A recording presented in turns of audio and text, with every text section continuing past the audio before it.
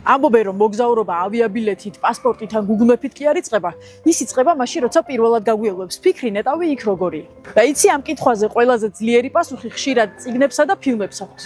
ისინი გვიყვებიან იმაზე, რაზე ფიქრობენ ადგილობრივები, რაზე იცინიან, რაზე დარდობენ ან როგორი სიყვარული იციან. ისინი გვამზადებენ რომ ჩვენი მოგზაურობა მხოლოდ ფოტოები კი არა, შეგრძნებებიც იყოს. როცა იტალიაში წასვლამდე წაიკითხავ ელენა ფერანტეს, ნეაპოლი შენთვის უბრალოდ პიცის სამშობლო აღარ იქნება.